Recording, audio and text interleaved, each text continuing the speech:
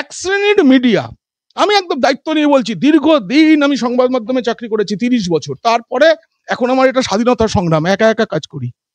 সাংবাদিকদের দোষ নেই, কিন্তু পলিসির দোষ। কাল থেকে একভাবে দেখানো হচ্ছে যে এই বিহারের ফল বেরোলো তারপর থেকে, যে দিদির লক্ষ্মীর ভান্ডার প্রকল্প দেখেই নাকি বিহারের প্রকল্প এবং তার জন্য জয়। আমি একদম ক্লিয়ার করে দিই, বাংলায় যেটা আছে, তুমি সরকারের ওপরে, তৃণমূলের ওপরে নির্ভর করে থাকো, বছর বছর তাকিয়ে থাকো দিদি টাকাটা বাড়ালেন কিনা, লোভ, আর ওখানে স্বনির্ভর হওয়ার উৎসাহ, এটাই ফারাক।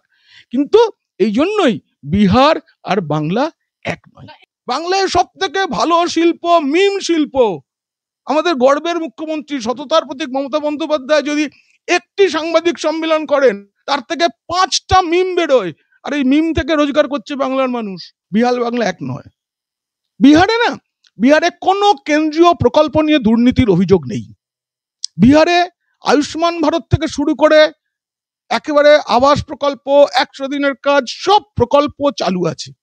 বিহারের মানুষ সবের সুযোগ পান, বাংলায় পান না। বিহারে মদ নিষিদ্ধ, আর বাংলায় সরকার প্রধান ডিস্ট্রিবিউটর হয়ে বাঙালিকে মদ খেতে বলেন বেশি করে। গত বছর 22,000 কোটি টাকা আয় হয়েছিল, এবার 22,500 কোটি টাকার টার্গেট। ডেভেলপমেন্টের কথা বলছেন, পশ্চিমবঙ্গের রাস্তাঘাট ইত্যাদি আর বিহার, আমি সম্প্রতি ঘুরে এসেছি, দেখে এসেছি কত ফারাক। হ্যাঁ, আমি গ্রামে যাইনি, শহরাঞ্চলেই গেছি, আমি শহরাঞ্চলের ফারাকটা তো বুঝেছি। নিজে যে শহরে থাকি, আমি মোটরসাইকেল চালালে মনে হয় আমি উটের পিঠে করে যাচ্ছি। আমার গাড়িতে ব্যান্ড পার্টি বাজে, এত আওয়াজ হয়। আজ বাঙালির শেখা উচিত, বিহারি বলবেন না, খোট্টা বলবেন না, বিহারি বাবু বলুন। তারা কিন্তু আমাদের বাঙালি বাবুই বলেন। তারা দেখিয়ে দিয়েছে, তাদের চোখ খুলেছে। একটা সময় পর্যন্ত আমাদের দেশে 4টি রাজ্যকে বিমারু রাজ্য বলা হতো, বিহার, মধ্যপ্রদেশ, রাজস্থান, উত্তরপ্রদেশ। এই 4টে বিমারু রাজ্য আজকে কোথায় আছে, আর আমরা কোথায় আছি, পশ্চিমবঙ্গবাসী কোথায় আছি, এই ফারাকটা বাঙালিকে বুঝতে হবে। পশ্চিমবঙ্গের রাজনীতিতে ব্যাপক বদল আসছে।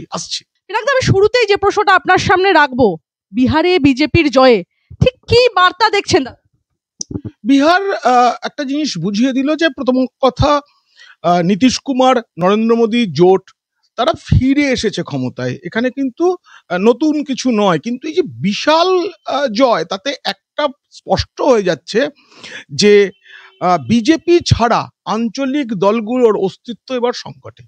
আগে কংগ্রেস কিছু আঞ্চলিক দলকে টেনে নিয়ে যেত, যেটা এ রাজ্যেও যখন কংগ্রেসের তখন শক্তি কমে গিয়েছিল, কিন্তু মমতা বন্দ্যোপাধ্যায়কে 2011 সালে জিততে কংগ্রেসকে সঙ্গে নিতে হয়েছিল। তারপর কংগ্রেস কিভাবে ক্ষয়িষ্ণু হয়েছে আমরা জানি। কিন্তু একইভাবে প্রত্যেকটি রাজ্যে দেখা যাচ্ছে যে আঞ্চলিক দলগুলোর ক্ষমতা ক্রমশ কমছে। এবার বিহারে কিন্তু জনতা দল ইউনাইটেড, মানে নীতিশ কুমারের সঙ্গে বিজেপি একেবারে সমান সমান হয়ে লড়েছে, 101 আসন নিয়ে লড়েছে, কিন্তু তাতেও বিজেপি আসন বেশি পেয়েছে। এইটা বিজেপি এখন যে একটা গেরুয়া রঙের ভারতীয় ম্যাপ তৈরি করছে, সেই ম্যাপটা ক্রমশ বাড়ছে। বিহার জয়ের ফলে বাড়েনি নতুন করে, কারণ যা ছিল তাই আছে, কিন্তু আর খুব কম রাজ্য বাকি আছে যেখানে যেখানে বিজেপি এখন অব্দি যেতে পারেনি। আর একটা বিষয় যে বিজেপি আদর্শগত জায়গা থেকে সবচেয়ে বেশি বিরোধী কমিউনিস্টদের, তাদের কিন্তু প্রায় শূন্যে নিয়ে চলে এসেছে সর্বত্র। কেরল বাকি রয়েছে, এই বিহারেও কমিউনিস্টরা শক্তিশালী ছিল, তাদের শক্তি একেবারে কম হয়ে গিয়েছে। আর কংগ্রেস মুক্ত ভারত, যেটা স্বাধীনতার পর কংগ্রেস যে শাসন করেছে, সেটাকে বিজেপি সমালোচনা করে। তাদের থেকে তাদের মানে নতুন জেনারেশন আর তৈরি হতে দিল না বিজেপি। মানে মাত্র 5টা আসন পেয়েছে কংগ্রেস বিহারে, যেখানে এত তোড়জোড়, এত কিছু। ফলে বিহার ইলেকশনে জেতার পর 2026-এ যে 5টা রাজ্যে ভোট হবে, তার মধ্যে 2টিতে বিজেপি আছে, একটাই জোট গড়ে, একটা নিজের থেকে। ফলে বাকি 3টের মধ্যে পশ্চিমবঙ্গ খুব ইম্পর্টেন্ট, কারণ পশ্চিমবঙ্গে বাকি রাজ্যগুলোর তুলনায় বিজেপি অনেকটা এগিয়ে রয়েছে। সেই এগিয়ে থাকার জায়গা থেকে পশ্চিমবঙ্গের উপরও এর খুব প্রভাব পড়বে। আমি একটা প্রশ্ন আপনার কাছে রাখবো পিনাকদা, আপনি যেহেতু একজন রাজনৈতিক বিশ্লেষক, সে জায়গা থেকে এই যে বিহারের এই নির্বাচনী ফলাফল আমরা জানি, আসন্ন নির্বাচন একদম সামনে, মাত্র কয়েকটা মাসের ব্যবধান। এই 26-এর যে আসন্ন বাংলায় নির্বাচন রয়েছে, তার আগে রাজনৈতিক হাওয়া কতটা বদলে দিবে? আমি নিজের অভিজ্ঞতা থেকে বলছি, 2024 সালের যখন নরেন্দ্র মোদীর রেজাল্ট তিনি 400 পার বলেছিলেন, তার থেকে অনেকটা দূরে এসে থেমে গেল। যদিও ক্ষমতায় আসবার জন্য তৃতীয়বার খুব একটা কোনো বেগ পেতে হয়নি, কিছু হয়নি, খুব স্বাভাবিকভাবে ক্ষমতায় এসেছেন, কিন্তু 400 পার হয়নি। তখন অনেকে সমালোচনা করেছিলেন যে মোদী শেষ হয়ে গেল। তো তখন আমি এরকম একটা অনুষ্ঠানে বলেছিলাম যে মোদী শেষ হয়ে যায়নি, আমার মনে হয় মোদী রিবুট করবেন। এবং সেটা দেখা গেল, পরপর 3টে ভোট আমরা দেখলাম। হরিয়ানার কি রেজাল্ট হয়েছে আমরা দেখলাম, মহারাষ্ট্রে কি রেজাল্ট হয়েছে আমরা দেখলাম, দিল্লিতে কি রেজাল্ট হয়েছে। দিল্লিতে আপ সরকারকে সরানো যাবে না, তারা নাকি খুব কাজ করছে ইত্যাদি প্রভৃতি অনেক প্রচার ছিল। এবং এবারেও ইন্ডি জোট বা মহাগঠবন্ধন তারাই জিতছে, এরকম একটা প্রচার ইন্ডি জোটের সব দল করেছিল। সেখান থেকে এই জয়, এটা কিন্তু ভাবতে হবে যে বিজেপির শুধু ঘুরে দাঁড়ানো নয়, নরেন্দ্র মোদীকে নিয়ে যে প্রশ্ন উঠেছিল তিনি কি শেষ হয়ে গেলেন, তার ম্যাজিক ফুরিয়ে গেছে, এটা প্রমাণ করলো ফোড়ায়নি।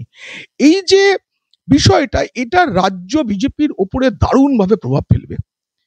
পশ্চিমবঙ্গ বিজেপি একটু ছন্নছাড়া অবস্থায় ছিল গত মানে আমি বলবো তো বছর দুয়েক ধরেই। 24-এর নির্বাচনের রেজাল্ট ভালো না হওয়ার ফলে তারপর থেকে বিজেপি কি করে উঠতে পারবে কি পারবে, এটা রাজ্য নেতাদের সাথেও কথা বলে এক এক সময় মনে হতো তারাও খুব সন্দিহান। লড়াই চলছিল, এর মধ্যে কমিটি বদল হয়েছে ইত্যাদি, এখনো চলছে, সে প্রক্রিয়া শেষ হয়নি। তার মধ্যে এই বিহারের ফল রাজ্যে বিজেপি নেতাদের, কর্মীদের, অনুগামীদের এবং সর্বোপরি বাংলার হিন্দুদের চোখ খুলে দিল। এবং এসআইআর নিয়ে তৃণমূল যেভাবে কান্নাকাটি করেছে, চোখের জলে রাস্তা ভিজিয়েছে, এসআইআর এ মানুষ নাকি মারা যাচ্ছে একের পর এক, কোনো ইস্যু কিন্তু টিকলো না। প্রথমে বিহারে বাঙালিদের উপর অত্যাচার করা হচ্ছে ইত্যাদি প্রচার করা হচ্ছিল, টিকলো না। তারপরে এসআইআর শুরু হওয়ার পরে পরেই লোক মারা যাচ্ছে, আত্মহত্যা করছেন, এটার প্রচার করা হলো। যে কোনো মৃত্যু সেটা দুঃখজনক, কিন্তু সেটাকে নিয়ে রাজনীতি করার যে চেষ্টা, অভিষেক বন্দ্যোপাধ্যায় প্রথমবার পানিহাটি গেলেন, যখন আরজি করের অভয়ার মৃত্যু হয়েছে তখন তিনি যাননি, তখন তিনি মেঘের আড়াল থেকে টুইট করে রাজনীতি করেছেন, তিনি লালবাজারের সমালোচনা করেছেন, সবকিছু করেছেন, কিন্তু সামনে আসেননি, পানিহাটি যাননি একবারও। তিনি ছুটে গেলেন, কারণ তারা ভয় পেয়েছে। ভয় না পেলে অভিষেক বন্দ্যোপাধ্যায় মাটিতে নামেন না। তিনি তৈরি করা মঞ্চে ওঠেন, বক্তৃতা করেন, নেমে গাড়িতে বাড়ি, ইডি সিবিআই ডাকলে গাড়ি থেকে নেমে ঢোকেন বাড়ি। তিনি যখন রাজ্যে ঘোরেন, রথে করে ঘোরেন, তার যত যাত্রা হয়েছে, আবার তিনি সেরকম যাত্রার কথা ভাবছেন, তিনি রথে করেই ঘুরবেন। এবং পানিহাটিতে দেখবেন যে যখন অভিষেক বন্দ্যোপাধ্যায় ওই রাস্তায় দাঁড়িয়ে প্রথম প্রেস কনফারেন্সটা করছেন, তখন পিছনে পার্থ ভৌমিক এবং নির্মল ঘোষ কমপক্ষে 3 ফুটের দূরত্ব তৈরি করছেন, যেন মানে রাজা মহারাজা জমিদারদের ক্ষেত্রে এটা হতো, সেইটা হতে হয়েছে। মানে কতটা ভয় পেলে অভিষেক বন্দ্যোপাধ্যায় রাস্তায় নেমেছেন আমার সেদিনই মনে হয়েছিল। এরপরে এসআইআর নিয়ে নানা রকম প্রচার এখনো চলছে, যে শরণার্থীদের কি হবে, উদ্বাস্তুদের কি হবে। উদ্বাস্তু শরণার্থীদের কি হবে সেটা তাদের ঠিক করতে দিন। আমি বলছি, এখনো পর্যন্ত যে উদ্বাস্তুরা রয়েছেন তারা সিএ এর আবেদন করুন, আপনাদের ভোটদান নিশ্চিত। আপনারা আইনটা পড়েছেন কিনা জানি না, আমি পড়েছি। এই আইনে কেউ আবেদন করলে তাকে ফিরিয়ে দেওয়া যায় না। এবং ভোটের আগে পর্যন্ত যারা সিএ এর আবেদন করবেন তাদের ভোটাধিকার কাজ দেওয়ার কাজটা কেন্দ্রীয় সরকারের দায়িত্ব। একবার কেউ নাগরিকত্ব পেয়ে গেলে তাকে ভোট দিতে দিতে হবে। এটা যখন আমাদের প্রথম সংবিধান রচনা করা হয়েছে তখন থেকে এই সমস্ত নাগরিকের এই ভোটাধিকার 18 বছর হয়ে গেলেই নিশ্চিত করা হয়েছিল, এবং সেটা করতেই হবে। ফলে কোনো চিন্তা নেই। আর যারা মমতা ব্যানার্জির কথায়, রাজ্য সরকারের প্রচারে, তৃণমূলের প্রচারে ভয় পাচ্ছেন সিএ হয়ে গেলে কি হবে, আচ্ছা আপনাদের আর কি হবার বাকি আছে বলুন তো?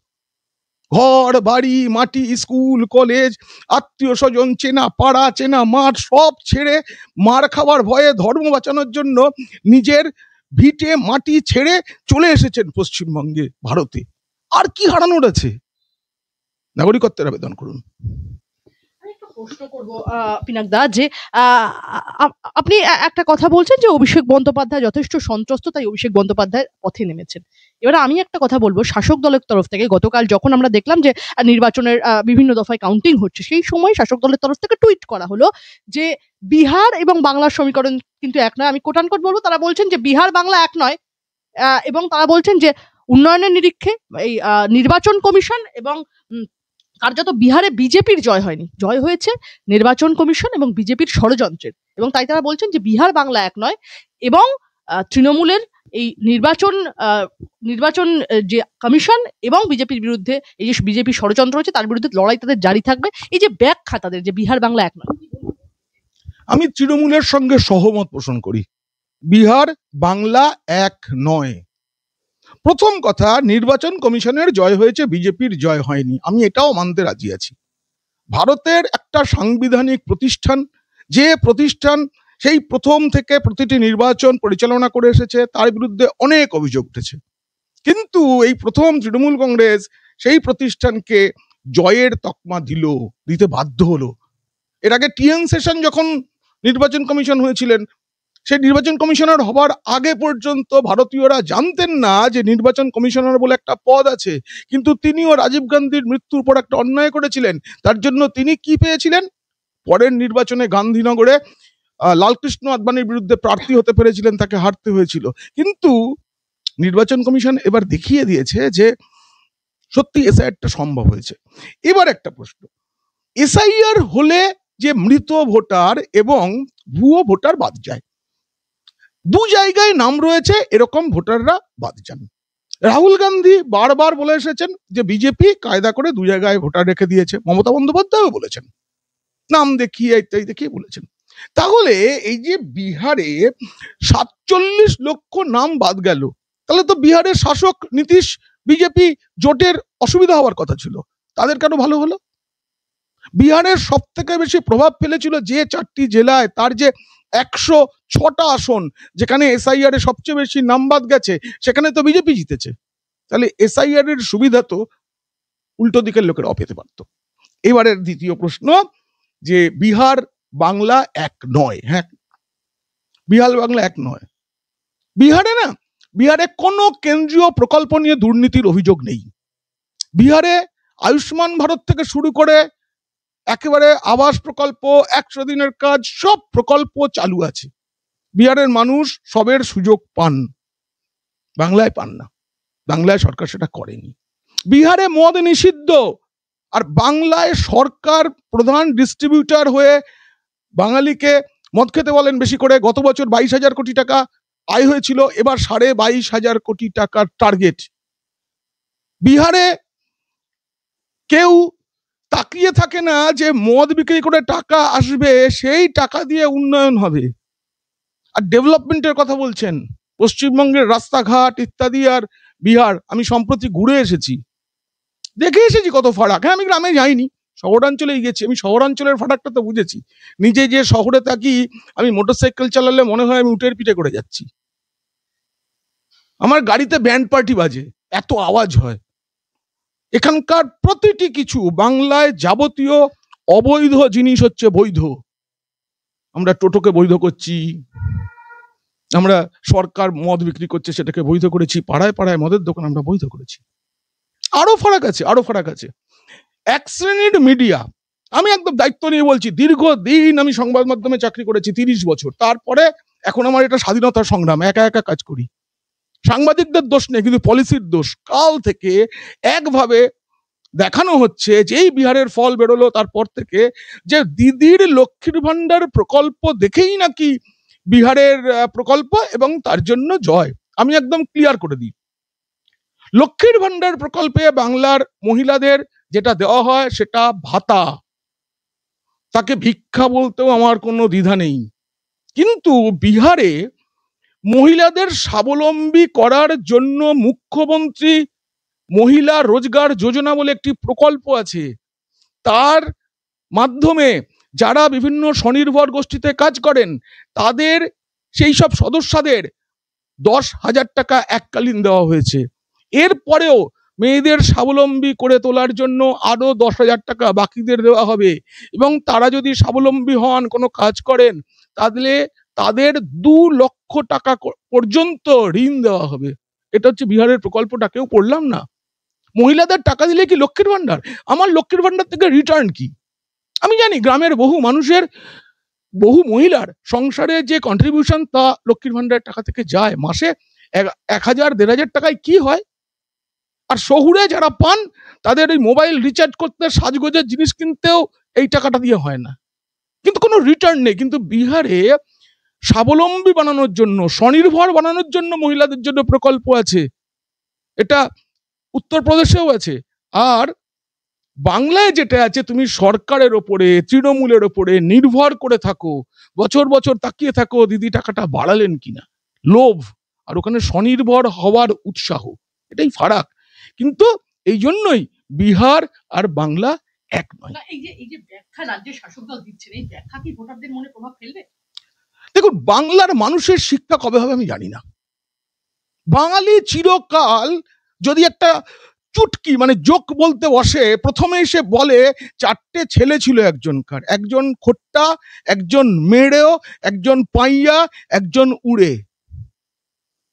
আজ বাঙালির শেখা উচিত, বিহারি বলবেন না, খোট্টা বলবেন না, বিহারি বাবু বলুন।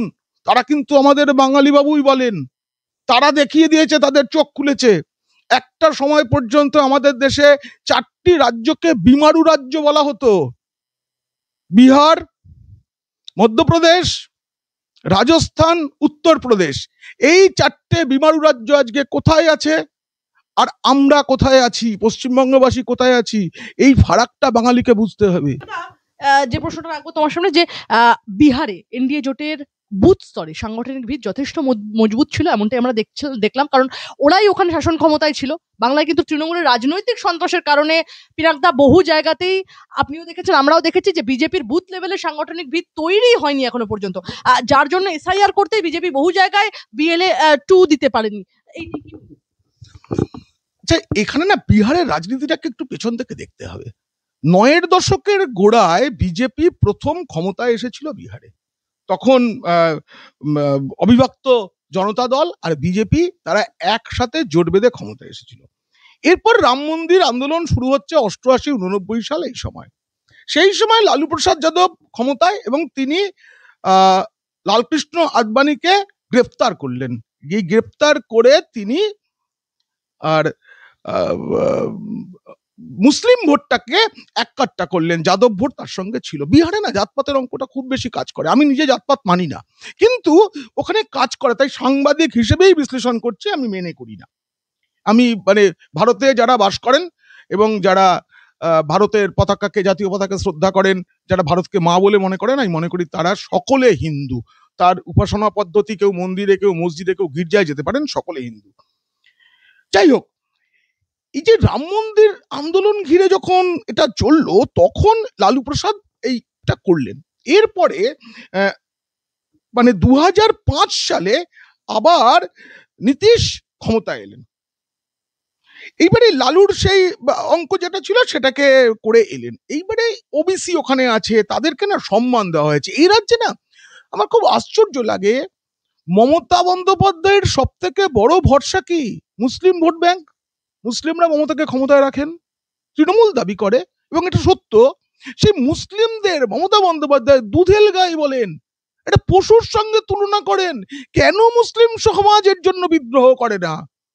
কয়েকজন বুদ্ধিজীবী সেই সময় একটা চিঠি দিয়েছিলেন, কিন্তু এই যে লাগাতার বলে যাওয়া হয় ওটা আমার অ্যাসেট, কি অধিকারে কি দিয়েছে?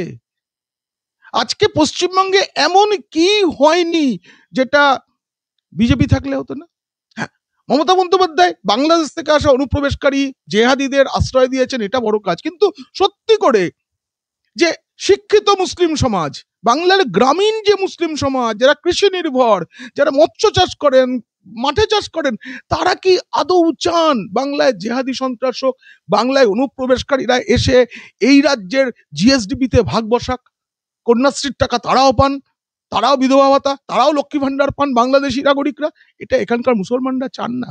কিন্তু আশ্চর্য লাগে, শিক্ষিত মুসলমান সমাজ কেন ধিক্কার ধিক্কার জানায় না এই কথাটার জন্য যে ওরা আমার দুধেল গাই, ওদের লাথ আমি খেতে ভালোবাসি। আমরা একদম সাক্ষাৎকার শেষের দিকে চলেছি। আমার শেষ দুটো প্রশ্ন আপনার কাছে।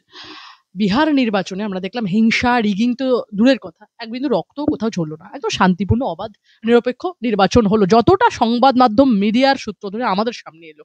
আমি বলবো বিরোধীরা কোথাও রিপোলিং এর দাবি পর্যন্ত করলো না, কিন্তু বাংলায় সেক্ষেত্রে দেখা যায় ভোট হিংসা, রিগিং, বুথ জম, একদম বোমাবাজি, লুঙ্গি বাহিনীর দাবাদাপি, খুন, ধর্ষণ, এক্সটর্শন, একদম সবচেয়ে অবাধ, শান্তিপূর্ণ, নিরপেক্ষ, হিংসামুক্ত, রিগিং মুক্ত, একদম যে ছাপ্পা মুক্ত, কারচুপি মুক্ত ভোট, সে একদম বাংলা একদম কল্পনার অতীত হয়ে গেছে। তাই বাংলায় লড়াইটা অনেক বেশি কঠিন। না, ওই যে তৃণমূল নেতারা যে কথাটা বলছেন বাংলা আর বিহার এক নয়, ওইটার সাথে আমি সহমত হয়েছিলাম, এক্ষেত্রেও আমি সহমত হচ্ছি। বিহারে ঠিক এটা ছিল, আমরা পুরনো সিনেমা যদি দেখি তাতে নির্বাচন সংক্রান্ত যেসব ঘটনা দেখানো হতো সেগুলো দেখানো হতো বিহারের, যে ব্যালট বক্স নিয়ে চলে গেল, এসব হতো যখন বিমারু ছিল, লালু প্রসাদ জমানা, সেই সময় এসব বিহারে হতো। আজকে বিহার সেদিন যা করে থেকে বিমারু থেকে স্বাভাবিক উন্নতগামী রাজ্য হয়ে উঠেছে, বাংলা এখন সেখানে পৌঁছেছে সবে। বাংলায় ব্যালট পেপার লুট নয়, তৃণমূলের মহাদেব মাটি ব্যালট পেপার খেয়ে নিয়েছিলেন। আমার সাথে আমি প্রথম তার সাথে মুখোমুখি কথা বলেছিলাম আনন্দবাজার অনলাইনে চাকরি করার সময়, তাতে ফোনে আমার একাধিকবার কথা হয়েছে। তিনি ব্যালট পেপার খেয়ে নিলেন 26 খানা, সেখানে আবার উপনির্বাচন করতে হয়েছে। এটা পৃথিবীর কোথাও হয়? আর দেখুন, মানুষ কেন হিংসার পথ নেয়? যখন লড়াইটা করে উঠতে পারবে না তখন নয় এক, আর যদি মানুষের হাতে কাজ থাকে তাহলে সে হিংসায় যাবে না। আজকে শুধু বিহার নয়, ভারতের বেশিরভাগ রাজ্যে কোনো অশান্তি হয় না, এক ফোঁটা রক্ত পড়ে না। তার কারণ সেখানে মানুষের হাতে কাজ আছে, কেউ কাজ ছেড়ে মারামারি করতে যায় না। এখানে মানুষের হাতে কাজ নেই, শিক্ষিত বেকার যুবকে ভর্তি, 10 লক্ষ মানুষ এই রাজ্যে টোটো চালান, 10 কোটির মধ্যে 10 লক্ষ, মানে বুঝতে পারছেন, একটি টোটো মানে 100 জন যাত্রী আর একজন ড্রাইভারকে নিয়ে হয়ে গেল 99 জন যাত্রী। তো এটা হচ্ছে পশ্চিমবঙ্গের পরিস্থিতি, কাজ নেই, চাকরি নেই। এসএসসির দুর্নীতি কেন? তার কারণ হচ্ছে মানে স্কুলের চাকরি এটা ছাড়া শিক্ষিতদের আর কোনো চাকরির সুযোগ নেই, সবাইকার বাইরে যাওয়া সম্ভব হয় না। বেসরকারি প্রতিষ্ঠানগুলো এ রাজ্যে কর্মীদের ওপর অত্যাচার করে, কর্মীদের শুষে নেয়, কিন্তু পর্যাপ্ত বেতন দেয় না। আইটি সেক্টরে দায়িত্ব নিয়ে বলছি, একই ডিগ্রি একই কর্মদক্ষতার যিনি বাংলায় আছেন তার থেকে অনেক বেশি আয় করেন দক্ষিণের রাজ্যগুলোতে, এমনকি পশ্চিমের রাজ্যগুলোতে। তো এইরকম যদি পরিস্থিতি হয় তারা মারামারি করবে, তারা খুনোখুনি করবে। ছোটরা বাড়িতে মারামারি করলে তাদের কি করা হয়? তাদের পড়তে বসিয়ে দেওয়া হয়, তাদের অন্য কিছু একটা খেলায় ঢুকিয়ে দেওয়া হয়, অন্য কিছু কাজে ঢোকাতে হয়। এখানেও তাই, সবাই হাতে কাজ থাকুক, কেউ মারামারি করবে না, সবাই যাবে শান্তি মনে ভোট দেবে, হাসি মুখে ফিরে এসে আবার কাজ করতে চলে যাবে। এটা হবে, গোটা দেশে হয়েছে, বাংলাতেও হবে এই বদল। বাংলার মানুষকে বদলাতে হবে।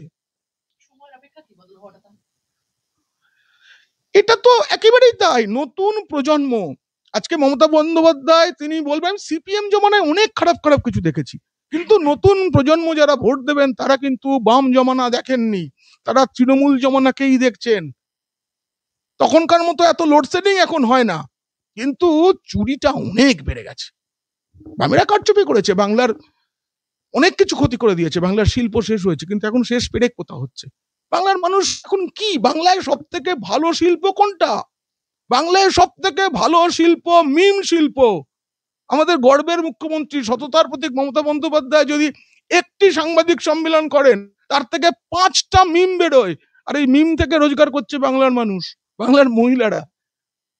রাতে ঘুম না এলে, মন খারাপ হলে সেই মিম দেখে অনেকে সুস্থ হয়ে যান, এটা ভালো লক্ষণ।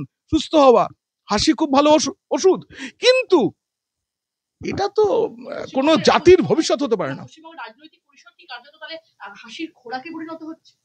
অবশ্যই হয়েছে।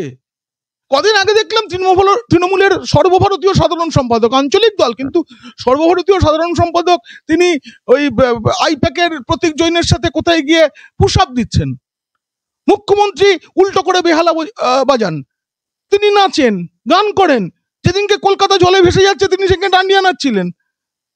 10 জন মানুষ মারা গেছে, কোনো ভ্রুক্ষেপ নেই। একটা সাধারণ আত্মহত্যাকে বলা হয় এসআইআর এর জন্য, কোনো রাজনৈতিক লড়াই নেই পশ্চিমবঙ্গে।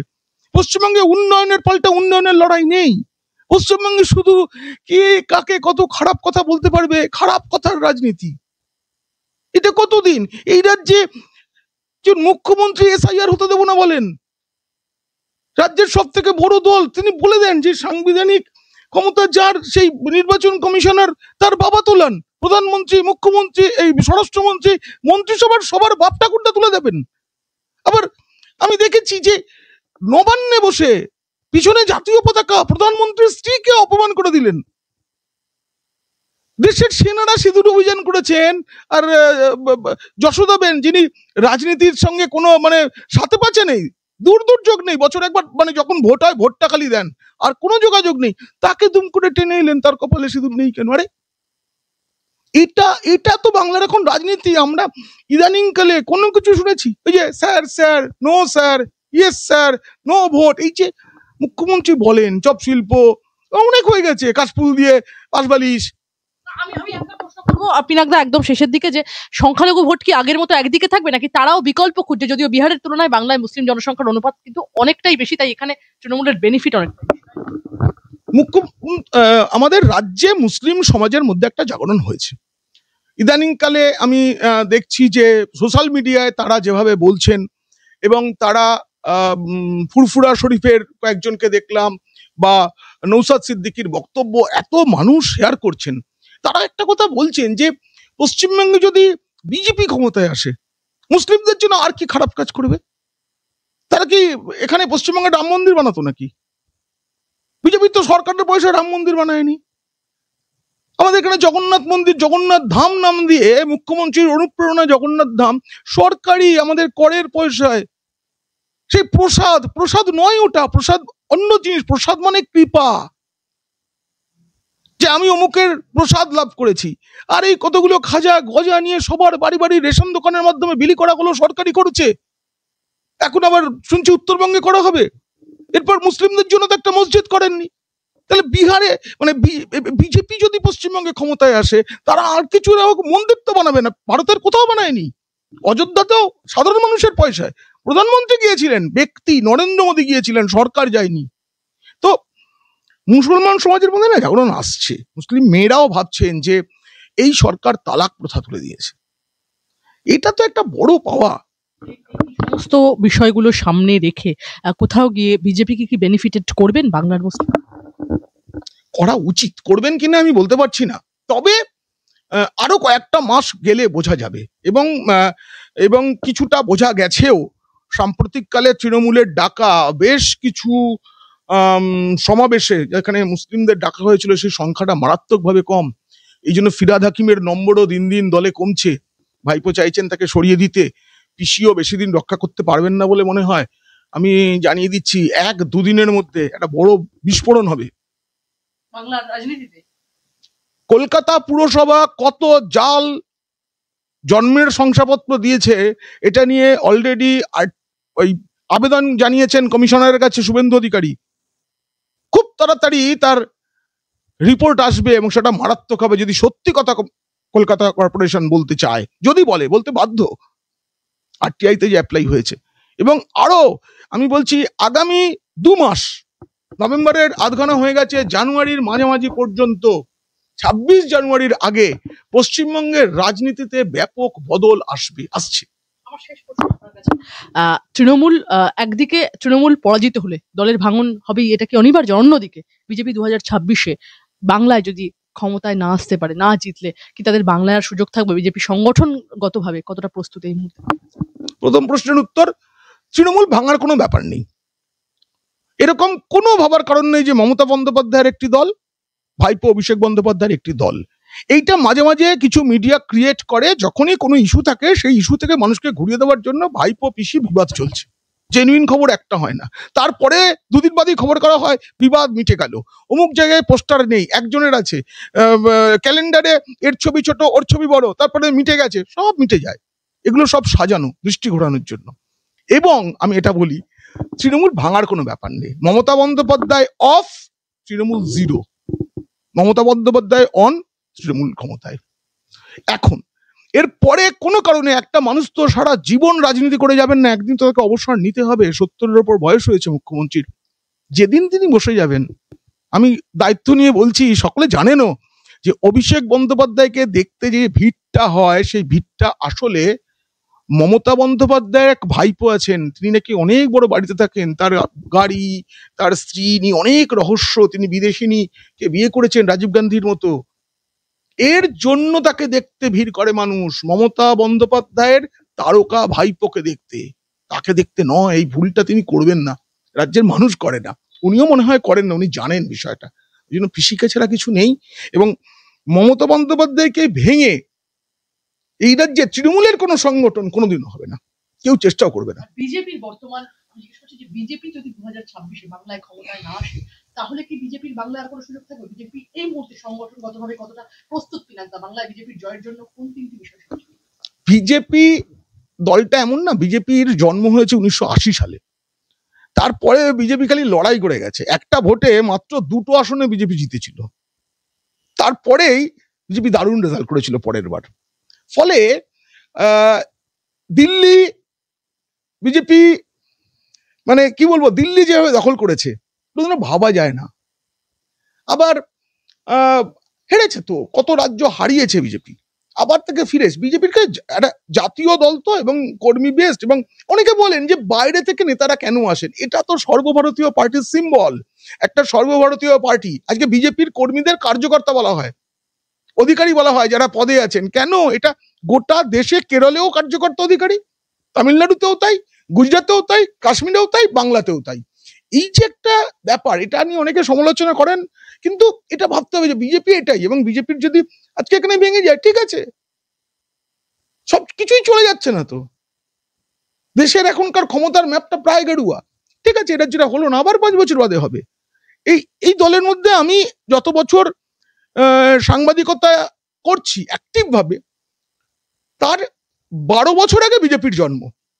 তো সেই সময় থেকে আমি যবে থেকে দেখছি, মানে 9-এর দশকের মাঝামাঝি সময় থেকে অনেক পতন দেখেছি বিজেপির, আবার উত্থান দেখেছি। কোনোদিনও ভাবা যায়নি যে টানা 3টে সরকার বিজেপি চালাবে। বিজেপিতে নরেন্দ্র মোদীর মতো কোনো নেতা আছে আমরা জানতেই পারিনি, অমিত শাহকে চিনতো না কেউ। প্রমোদ মহাজন যখন মারা গিয়েছিলেন, তখন ওই দুর্ঘটনার পর অনেকে হাউতাশ করেছিলেন, এরপর কি কারা, আদবানির বয়স হচ্ছে, বাজপেয়ীর বয়স হচ্ছে, কে আসবে, ঠিক হয়ে গেছে।